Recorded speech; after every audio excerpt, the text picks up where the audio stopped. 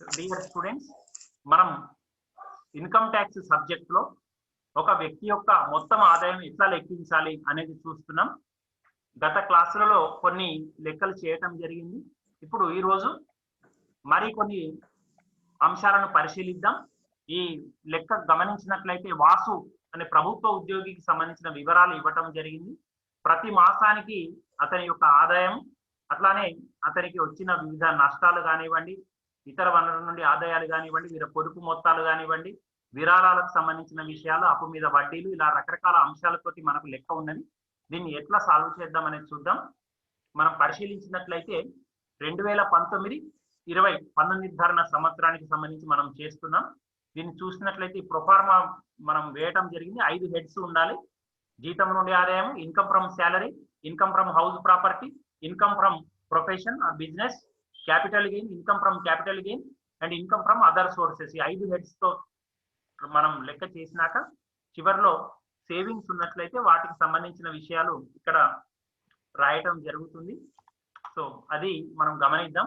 ఆ మొదలు జీతం నుండి ఆదాయం ఎంత ఉన్నది అనేది మనం చూసినట్లయితే ప్రతి నెల జీతం నుండి ఆదాయం బేసిక్ పే ఉన్నది. బేసిక్ పే ఎంత ఉన్నది? 21,500 ఉన్నది. అది నెలకు అని ఇవ్వటం జరిగింది.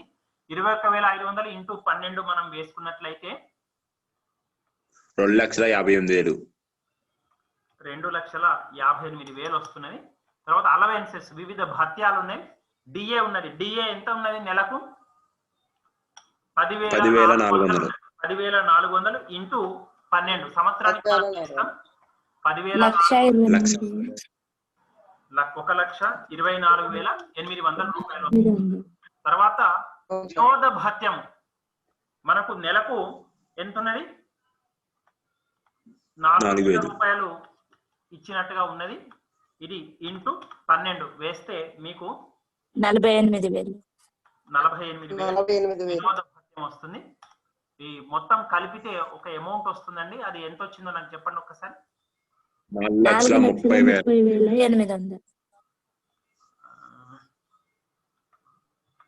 4,40,800 మనం. ఇక ఇది మనం స్థూలంగా తీసుకున్న మొత్తాలు, జీతం యొక్క వివరాలు. దీని నుంచి మనం సెక్షన్ 16 ప్రకారం కొన్ని తగ్గింపులు ఉన్నవి. అవి అందరికి తెలుసు. స్టాండర్డ్ డిడక్షన్, ప్రామాణిక తగ్గింపు అది ఉన్నది. ప్రామాణిక తగ్గింపు ఎంత ఉన్నదంటే 40,000 రూపాయలు ఉన్నది. 40,000 రూపాయలు మనం తీసుకోవటం జరుగుతుంది. తర్వాత ఎంటర్టైన్మెంట్ అలవెన్స్, లెక్కలో ఎంటర్టైన్మెంట్ అలవెన్స్ ఇస్తేనే ఇక్కడ తగ్గింపు అనేది ఉంటుంది. మనం గత లెక్కలో ఎంటర్టైన్మెంట్ అలవెన్స్ అనేది ఇవ్వలేదు కాబట్టి తగ్గింపుగా చూపించలేదు. కానీ ఇక్కడ ఉన్నది. మీరు ఎంటర్టైన్మెంట్ అలవెన్స్ ఈజ్ దేర్ ఇక్కడ ఉన్నది కాబట్టి ఇక్కడ తగ్గింపుగా మనం చూపిస్తాము. అది ఫిక్స్డ్ 5 గరిష్టంగా 5,000 వరకు తగ్గింపు ఇవ్వవచ్చు. కానీ ఎంటర్టైన్మెంట్ అలవెన్స్ ఈ వ్యక్తి 48,000 తీసుకున్నాడు. కానీ మనం గరిష్టంగా ఇవ్వవలసిన తగ్గింపు 5,000 వరకు మాత్రమే ఉన్నది. కాబట్టి 5,000 తగ్గింపు ఇవ్వడం జరుగుతుంది. ఇక వృత్తి పన్ను మీరు ఒక్కసారి లెక్కలో చూసినట్లయితే చెల్లించిన వృత్తి పన్ను అని ఉన్నది లెక్కలో. వృత్తి పన్ను ప్రతి మాసం 350 రూపాయలుగా ఇవ్వటం జరిగింది. సో 350 ఇంటూ 12 వేస్తే మీకు వృత్తి పన్ను ఎంత వస్తే అంత తగ్గింపుగా ఇవ్వవచ్చు. 350 ఇంటూ 4,200 వస్తున్నది. సో ఇది మనం లెక్కలోకి తీసుకోవాల్సిన అవసరం ఉంటుంది. ఇవి అయిపోయినాక మనకు జీతం నుండి ఆదాయం లెక్కించడానికి అవసరమైన మొత్తం వివరాలు ఉన్నవి దీంతో. ఓకే, చూడండి. ఈ 3 కలిపితే 49,200. ఈ మన ఆదాయం నుంచి, జీతం నుండి ఆదాయం నుంచి పొదుపులు తీసివేస్తే ఒక అమౌంట్ వస్తుందండి. దీంట్లో నుంచి తీసివేస్తే అది ఎంత మొత్తం అనేది నాకు ఎవరన్నా ఒకటి చెప్పండి. 4 లక్షల ఎంత వచ్చింది? 3,81,600. ఓకే, 3,81,600. Is it correct? ఇందులో ఎవరికైనా అర్థం కానిది ఉంటే నాకు చెప్పండి. ఏమన్నా విషయం అర్థం కాకపోతే ఇప్పుడే చెప్పండి. వాళ్ళ లెక్కలో ఇచ్చిన వివరాలు మనం యాజ్ ఇట్ ఈజ్ గా వేసుకున్నామండి. గుర్తుపెట్టుకోవాల్సిన అంశము ఎంటర్టైన్మెంట్ అలవెన్స్ లో మనకు ఎంత తీసుకున్నా సరే 5,000 దాటితే 5,000 వరకు మాత్రమే తగ్గింపు, గరిష్ట తగ్గింపు 5,000 మాత్రమే అన్నట్టు. సో 5,000 మాత్రమే తీసుకోవాలి. వృత్తి పన్ను ఎంత అయితే అంత, ఎంత చెల్లిస్తే అంత తగ్గింపుగా ఇవ్వబడుతుంది. ఈ 5,000 గరిష్ట మొత్తం. ఒకవేళ ఎంటర్టైన్మెంట్ అలవెన్స్ 4,000 తీసుకున్నాడు అనుకోండి సంవత్సరం మొత్తంలో, ఇక్కడ 4,000 వేసుకుంటాం. ఈ 40,000 అనేది ఫిక్స్డ్. ప్రతి లెక్కలో కూడా వాళ్ళు లెక్కించినట్టుగా ఇవ్వకపోతే జీతం నుండి, గత ప్రాబ్లం లో మనం చూసాం, it is computed value they gave, కానీ ఇక్కడ మాత్రం మనమే లెక్కించవలసిన అవసరం ఉన్నది. కాబట్టి అటువంటప్పుడు స్టాండర్డ్ డిడక్షన్, ప్రామాణిక తగ్గింపు 40,000 మనం ప్రతి లెక్కలో ఇస్తాం. సో అది విషయం అండి. దీంట్లో ఏమైనా ఎవరికైనా అర్థం కాకపోతే అడగండి. నెక్స్ట్ అంశానికి వెళ్ళిపోతాం మనం. ఇక ఇన్కమ్ ఫ్రమ్ హౌస్ ప్రాపర్టీ, గృహాస్తి నుండి ఆదాయం, సెకండ్ హెడ్డింగ్ వచ్చామండి. ఇందులో చూడండి 2 ఇల్లు ఉన్నట్టుగా మనం గమనించవచ్చు. ఈ వ్యక్తికి అసెస్సి పేరు వాసు, అతనికి ఉన్న 2 ఇళ్లలో ఒక ఇంటి నుంచి లాభం వచ్చింది, అతను సొంతానికి ఉన్న ఇంటి నుంచి నష్టం వచ్చింది. కాబట్టి ఇక్కడ మనం ఇంటర్నల్ లోనే అడ్జస్ట్మెంట్ చేయాలి. సొంతానికి ఉన్న నష్టాన్ని మనం అద్దెకి ఇచ్చిన ఇంటి నుంచి వచ్చిన లాభంతో మనం రైట్ ఆఫ్ చేసుకోవచ్చు, తీసివేయవచ్చు. ఇప్పుడు అద్దెకి ఇచ్చిన ఆదాయం ఎంత వచ్చింది ఇంటి నుంచి? What is the income from let out house? ఎంత వచ్చింది లెక్క? మీరు 2,72,200 మాత్రమే. ఒక 0 ఎక్కువ రాసుకున్నాం నరేష్, చూసుకో. 27,200. ఓకేనా? ఇక నష్టము, సొంత ఇంటి నుంచి ఎంత నష్టం వచ్చింది? What is the loss from self occupied house? ఎంత నష్టం వచ్చింది? 18,000 నష్టం వచ్చింది. సో ఆ 18,000 మనం ఇక్కడ చూపిస్తాం. ఓకే, ఈ లాభం నుంచి నష్టాన్ని మనం తీసేసుకోవచ్చు. సో ఆ విధంగా తీసివేసినట్లయితే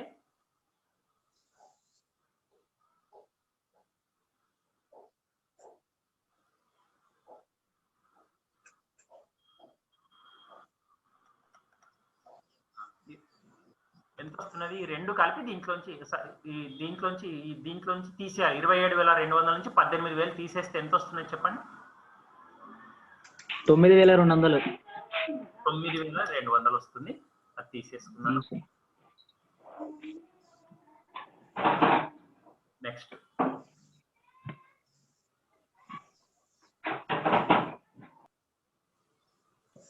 ఇక్కడ వరకు సరిపోతుంది. నెక్స్ట్ వ్యాపారము లేదా వృత్తి నుండి ఆదాయం ఉన్నదా లెక్కలో ఒక్కసారి మీరు పరిశీలిస్తే ఎటువంటి ఆదాయము లేదు. వ్యాపారం కానీ వృత్తి నుండి కానీ ఎటువంటి ఆదాయం లేదు ఆ వ్యక్తికి. తర్వాత పెట్టుబడి లాభాలు కూడా ఏమీ లేవు ఆ వ్యక్తికి. There is no capital gain, there is no income from business or profession to that individual. ఇక ఇతర వనరుల నుండి ఆదాయం ఏమన్నా ఉన్నదా అనేది మనం పరిశీలిస్తే ఒక్కటి చూడండి. మీకు గతంలో చెప్పాను, I have informed you, I have told you previously, if an assessee receives dividends from shares of Indian companies, this will not be taken into income, our income statement. Total exemption. మన దేశ కంపెనీల వాటాలపై డివిడెండ్లు లెక్కలోకి తీసుకోము. విదేశీ company వాటాలపై డివిడెండ్లు మాత్రమే లెక్కలోకి తీసుకుంటాము. ఇది పూర్తి మినహాయింపు. దీన్ని అసలు లెక్కలో చూపించవలసిన అవసరం లేదు. భారత కంపెనీ వాటాలపై డివిడెండ్లు కాబట్టి 9,000 రాదండి. ఇక ఇతర వనరుల నుండి ఆదాయంలో ఈ విదేశీ కంపెనీ వాటాలపై డివిడెండ్ మాత్రమే తీసుకుంటాం. ఎంత ఉన్నదంటే 21,000 ఉన్నది. అది మాత్రమే మనం లెక్కలోకి తీసుకోవటం జరుగుతుంది. Is it clear? అర్థమైందా? అర్థమైంది సార్.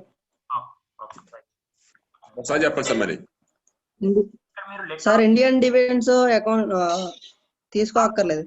తీసుకోక్కర్లేదు. గతంలో చెప్పాను, ఇతర వనరుల నుండి ఆదాయం లెక్కలు చేసినప్పుడు మీకు క్లాస్ లో చెప్పాను. భారత కంపెనీ వాటాల ఆదాయంలో చూపించవలసిన అవసరం లేదు. అసలు ఇది మొత్తానికే తీసుకోవద్దు. విదేశం నుంచి ఉంటే మాత్రమే. ఓకేనా? సో 9,000 మనం 21,000 మాత్రమే తీసుకుంటాం డైరెక్ట్ గా. ఓకే, సో అది విషయం. ఏం చేస్తాము? Beerla company mutual funds sir. మరి చెప్తాను. కంగారు పడకు బాబు. మ్యూచువల్ ఫండ్ల నుంచి ఆదాయము. బిర్లా కంపెనీ అనేది ఎవరిది? మ్యూచువల్ ఫండ్ల నుంచి ఆదాయం అసలు రాదు. కంపెనీల వాటాల డివిడెండ్లు వేరు, మ్యూచువల్ ఫండ్ల నుండి ఆదాయం వేరు. మ్యూచువల్ ఫండ్ల నుంచి ఆదాయం మనం చూపించవలసిన అవసరం లేదు. అర్థమైందా? నేను మీకు ఇతర వనరుల నుండి ఆదాయం చెప్పినప్పుడు మీకు చెప్పాను, మీ నోట్స్ ఒకసారి చూసుకోండి. మ్యూచువల్ ఫండ్ల నుంచి ఆదాయం తీసుకోవాల్సిన అవసరం లేదు. వాటాల మీద డివిడెండ్లు, మన దేశ కంపెనీ వాటాలపై డివిడెండ్లు చూపించవలసిన అవసరం లేదు. విదేశీ కంపెనీ వాటాల మీద మాత్రమే డివిడెండ్లు వస్తే అవి మాత్రమే మనం చూపిస్తాము. ఇప్పుడు నేను అదే పని చేస్తున్నాను. ఓకేనా? Dividends from foreign company shares. So అది మాత్రమే చూపించాలండి, అది మాత్రమే చూపిస్తున్నా. ఎంత ఉన్నది, ఎంత మొత్తం వచ్చింది విదేశీ కంపెనీ నుంచి? ఎంత వచ్చింది చెప్పండి? 21,000 ఉన్నది లెక్క. 21,000. అవునా? సో అదే నేను చూపిస్తున్నాను. 21,000 చూపించాను. ఓకేనా?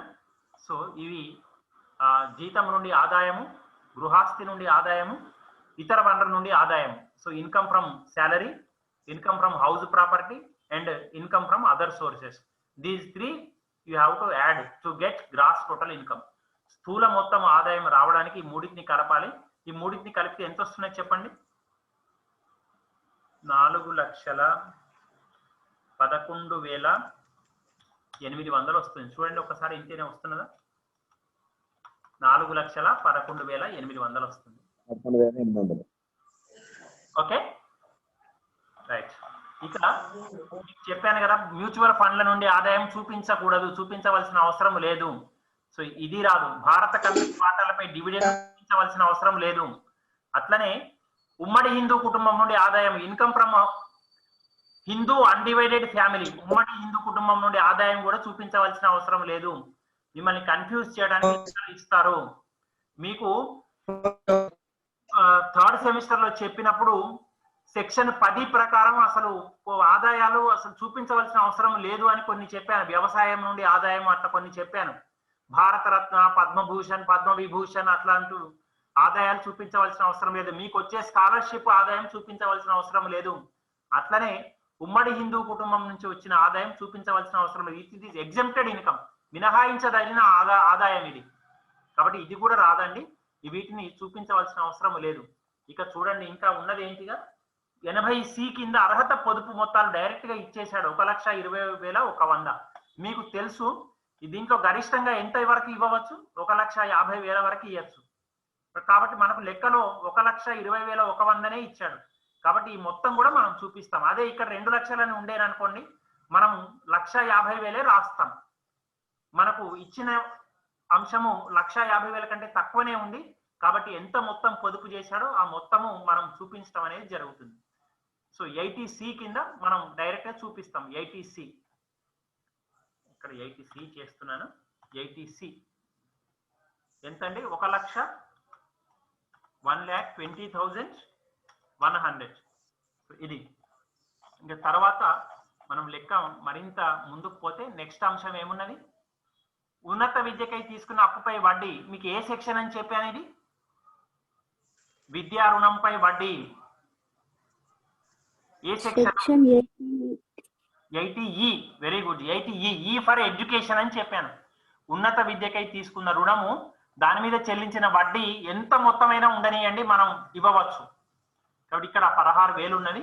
ఆ 16,000 మనం ఇక్కడ చూపిస్తాం.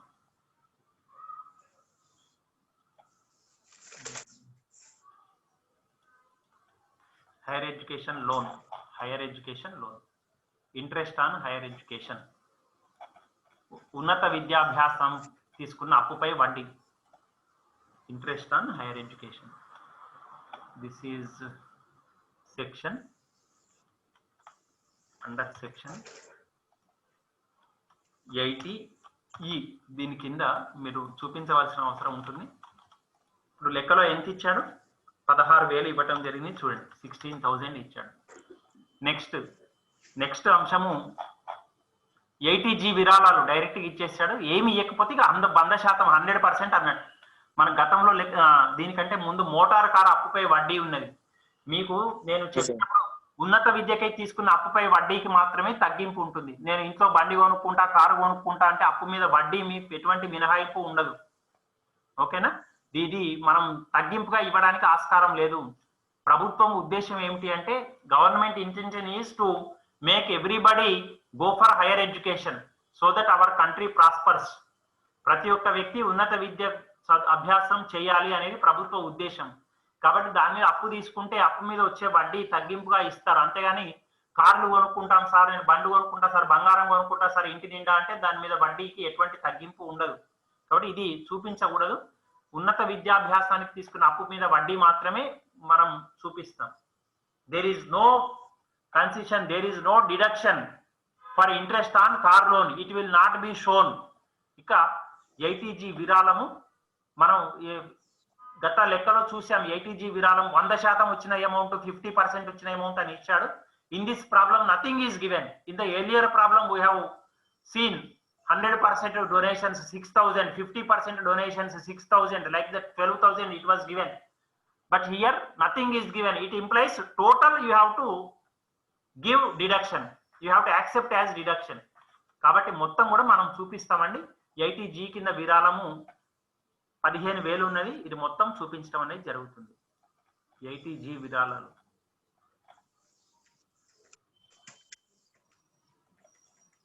ఐటీజీ విరాళం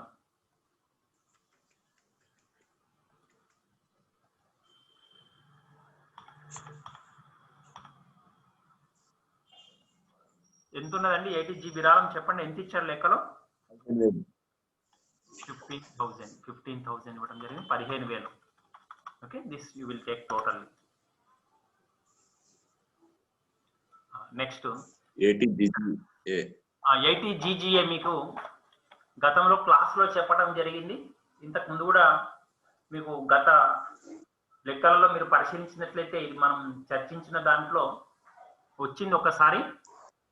ఐటీజీజీఏ దేనికి సంబంధించిందంటే శాస్త్రీయ పరిశోధనకు, సైంటిఫిక్ రీసెర్చ్.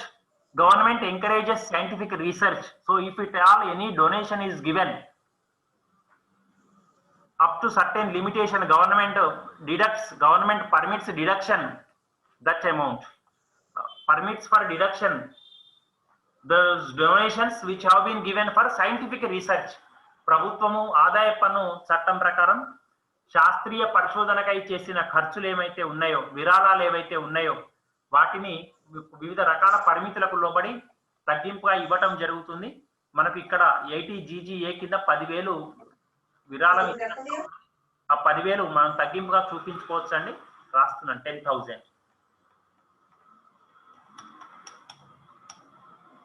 ఓకే, సో ఇవి మొత్తం మనం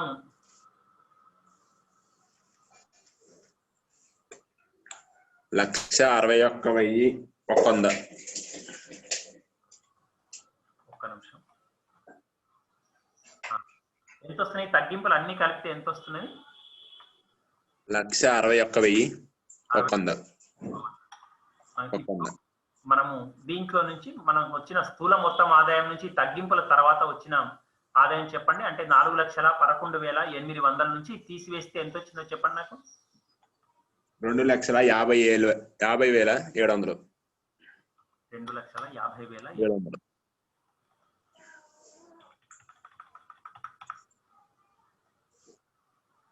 బస్ దీన్ని ఏమంటాం? టోటల్ ఇన్కమ్ అంటాం. స్థూలం కాదు, మొత్తం ఆదాయం. అంటే స్థూలం అంటే తగ్గింపులు లేకుండా ముందు. ఇది స్థూలం. స్థూలం అంటే మీకు తెలిసిన స్థూల లాభము, నికర లాభము, ఇంకా కొన్ని ఖర్చులు, స్థూలం నుంచి కొన్ని ఖర్చులు తీసేస్తే నికర లాభం వస్తుంది. అలానే ఇందులో కూడా కొన్ని తగ్గింపులు తీసివేస్తే మనకు పన్ను చెల్లించదగిన ఆదాయం వస్తుంది. ఓకేనా? సో అదే ఇదండి. మీకు అర్థమైంది అనుకుంటాను. మీకు ఎవరికైనా అర్థం కాకపోతే చెప్పండి, మళ్ళా చెప్తాను.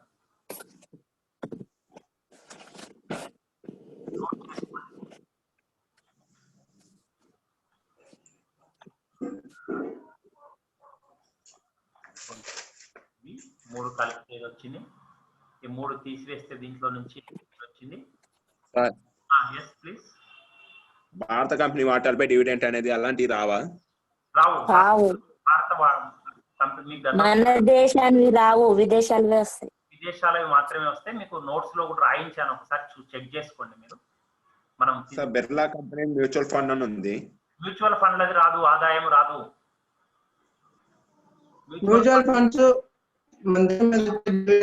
రైతు వారి రావు. మ్యూచువల్ ఫండ్ల మీద ఆదాయం రాదు. మీకు వర్కింగ్ నోట్స్ రాయిస్తాను, అవన్నీ కూడా వర్కింగ్ నోట్స్ లో రాయాలి. మీరు ఫస్ట్ నోట్ చేసుకోండి. నోట్స్ రాసుకున్నాక I will dictate working notes. Okay, working notes లో మనం చూపిద్దాం ఇప్పుడు. అంతా కూడా వర్కింగ్ నోట్స్ అయిపోయింది. రాసుకున్నారా సార్? 4,30,800 దగ్గర స్థూల మొత్తం అని పెట్టాలా? 4,30,800 ఎక్కడ వచ్చింది? 4,11,800 కదా. ఇక్కడ కాదు సార్, పైన ఇంకా ఎక్కడ? జీతం నుండి ఆదాయం 4,30,800. Gross income from salary. Gross income from salary అంటే స్థూల మొత్తం ఆదాయం కాదు, స్థూల మొత్తం జీతం, స్థూల జీతం ఇది. Okay, gross income from salary. Gross income from salary అంటే స్థూల జీతం నుండి స్థూల మొత్తం.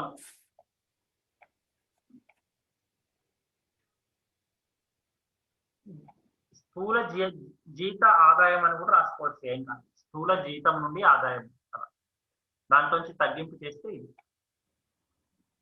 ఓకేనా? ఇక్కడ కింద మనం ఏమంటామంటే ఇన్కమ్ ఫ్రమ్ శాలరీ, జీతం నుండి ఆదాయం. Income from salary, income from salary, జీతం నుండి ఆదాయం.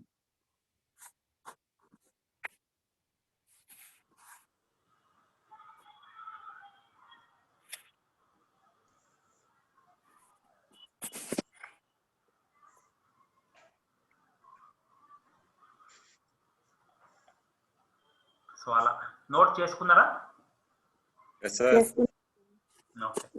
చెప్పండి sir. Working notes. English medium వాళ్ళు ఎంతమంది ఉన్నారు నాకు చెప్పండి ఒకసారి. Is there any English medium student in the class? No English medium student is there. So direct తెలుగులో చెప్తున్నాను. 2 మెంబర్స్ ఉన్నారు sir English medium.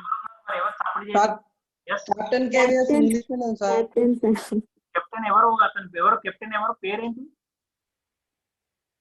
Gopalakrishna Venkat Sai sir join అయినట్టున్నాడు. Okay, right, no problem. Okay, సరే. వర్కింగ్ నోట్స్ చూడండి, ఫస్ట్ రాసుకోండి. Working notes, working notes number 1 first point. మనం లెక్కలో ఒకసారి పరిశీలించినట్లయితే మీకు మనం లెక్కలు నేర్చుకున్నప్పుడు 3rd సెమిస్టర్ లో చెప్పాను, వినోద భత్యము ఎవరికి తగ్గింపుగా ఇస్తారండి? ప్రభుత్వ ఉద్యోగికి మాత్రమే తగ్గింపుగా ఇస్తారు. అందుకని లెక్కలో క్లియర్గా ఇచ్చాడు ప్రభుత్వ ఉద్యోగి అని. ఓకేనా? కాబట్టి 5,000 తగ్గింపు ఇస్తాం. ఏమి ఇవ్వకపోతే లెక్కలో క్లియర్ గా ఇస్తారు. జనరల్ వినోద భత్యం అని ఉన్నప్పుడు మనం లెక్కించాలి కాబట్టి అతను ప్రభుత్వ ఉద్యోగ, ప్రైవేట్ ఉద్యోగాన్ని ఇస్తాడు. మనం గత ప్రాబ్లమ్స్ ఇంతకు ముందు క్లాస్ లో చేసిన ప్రాబ్లమ్స్ లో వినోద భత్యం లేదు కాబట్టి ఆ వ్యక్తికి అసలు ఏం ఉద్యోగం చేస్తున్నాడు అనేది ఇవ్వలేదు, ప్రభుత్వ ఉద్యోగ, ప్రైవేట్ అనేది. ఇక్కడ ప్రభుత్వ ఉద్యోగి అని ఇచ్చాడు కాబట్టి మనం 5,000 తగ్గింపుగా ఇచ్చాం. గుర్తుపెట్టుకోండి, ప్రభుత్వ ఉద్యోగికి మాత్రమే వినోద భత్యం తగ్గింపుగా ఉంటుంది, ప్రైవేట్ ఉద్యోగులకు అది కూడా 5,000కు మాత్రమే, 5,000 పరిమితికి లోబడి మాత్రమే ఉంటుంది. కాబట్టి ఫస్ట్ పాయింట్ అదే రాయాలి మీరు. వర్కింగ్ నోట్స్ నెంబర్ 1, అసెస్సి ప్రభుత్వ ఉద్యోగి, అసెస్సి ప్రభుత్వ ఉద్యోగి, ఫుల్ స్టాప్. కావున వినోద భత్యము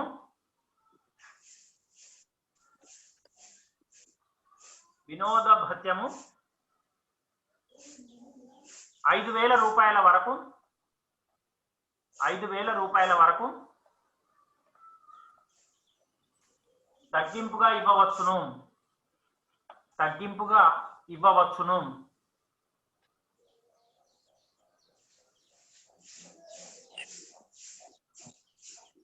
ఓకేనా? Second for English medium first point is assessee is a government employee, assessee is a government employee, full stop. Hence Hence, entertainment allowance can be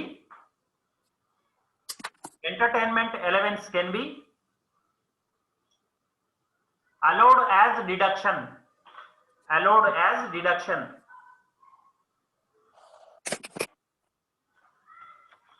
Next, second point. Mutual ఫండ్లపై లేదా mutual ఫండ్ల నుండి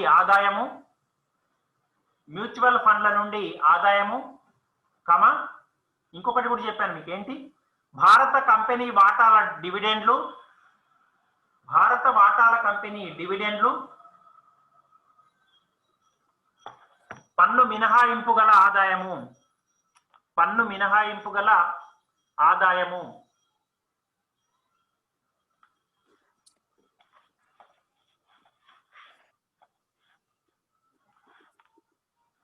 full stop. ఇందులోనే రాసుకోండి. భారతీయ కంపెనీల డివిడెండ్లపై, భారతీయ company వాటాల డివిడెండ్లపై, డివిడెండ్లు అనండి, భారతీయ company వాటాల డివిడెండ్లు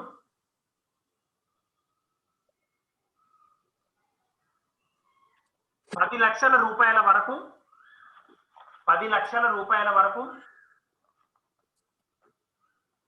మినహాయింపుగా చూపించుకోవచ్చు.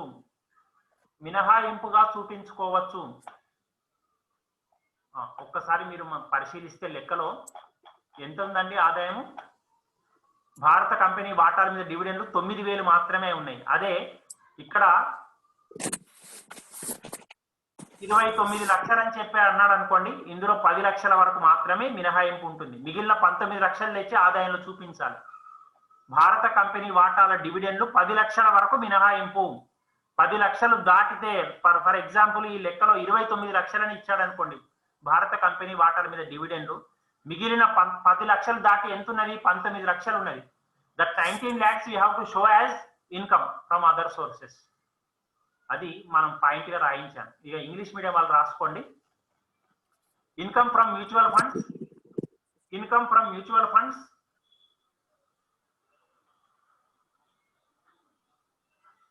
is exempted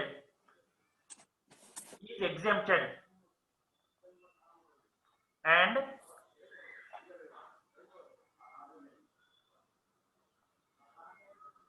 dividend on Indian company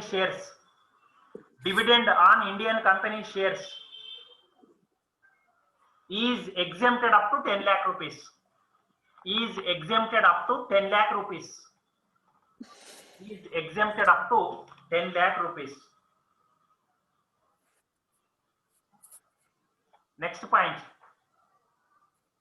ఉమ్మడి హిందూ కుటుంబం నుంచి లేదా అవిభక్త హిందూ కుటుంబం ఏదన్నా అనొచ్చు. ఉమ్మడి హిందూ కుటుంబం నుంచి స్వీకరించిన ఆదాయము మినహాయించబడును.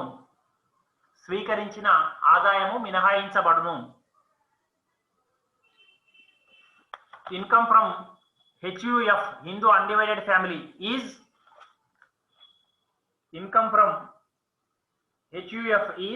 an exempted income.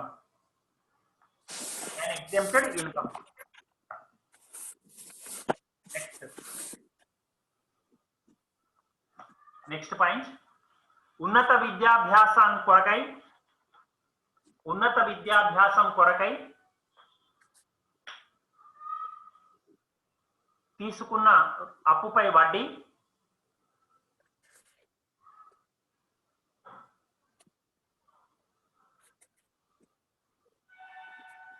ఎలాంటి పరిమితి లేకుండా తగ్గింపవచ్చు.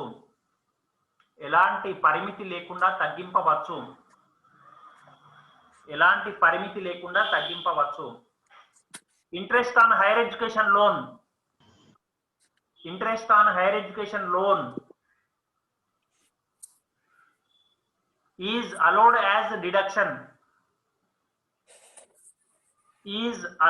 as deduction without any limit.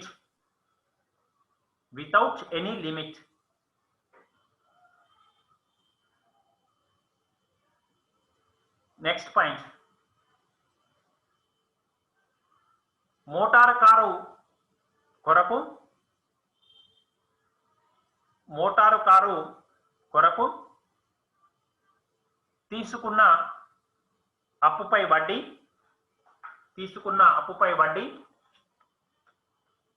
తగ్గింపుగా ఇవ్వబడదు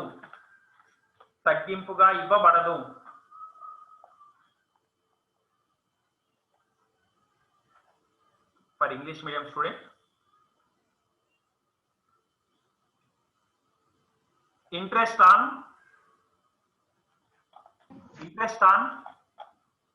car loan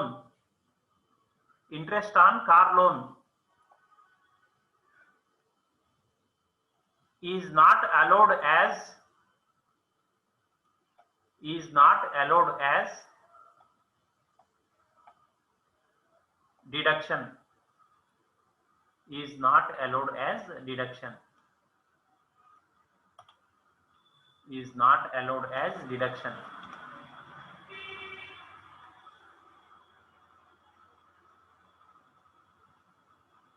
So that's all. ఇవి పాయింట్స్ అండి, మీకు అర్థమై ఉంటుంది అనుకుంటాను. ఈ విధంగా ప్రతి ఒక్క దానికి మీరు ఎందుకు తీసుకున్నారో ఎందుకు తీసుకోలేదని వర్కింగ్ నోట్స్ మీరు రాయాలి. Working notes you have to write compulsory. Why you have taken, why you have not taken, ఎందుకు తగ్గింపు ఎలా ఉన్నది, ఎందుకు ఇస్తున్నారు, ఇవన్నీ విషయాలు కూడా మీరు వర్కింగ్ నోట్స్లో రాస్తేనే ఫుల్ మార్క్స్ పట్టడం జరుగుతుంది. వర్కింగ్ నోట్స్ చేయకుండా, వర్కింగ్ నోట్స్లో ఏమి రాయకుండా, వర్కింగ్ నోట్స్ ఏం మెన్షన్ చేయకుండా if you do the problem full marks will not be given. Please remember. దీంట్లో మీరు లెక్క పరిశీలిస్తే 10 నుంచి 10 లోపు కూడికలు ఉంటాయి, తీసివేతలు ఉంటాయి, అంతే. దీనికి 20 మార్కులు 15 మార్కులు వేయాలంటే మీకు రావు. మీరు ఏం చేయాలి, compulsory working notes you have to mention. Working notes రాస్తే దాని అర్థం మీకు అన్ని రూల్స్ తెలుసు అని దిద్దే వాళ్ళు అనుకోవటం అనేది జరుగుతుంది. కాబట్టి ఇది విషయం. Thank you very much dear students. Next క్లాస్లో మరికొన్ని ప్రాబ్లమ్స్ తోటి కలుద్దాం. In our next class we will learn some more problems. Thank you very much dear friends. ఎన్ని సార్ క్లాస్?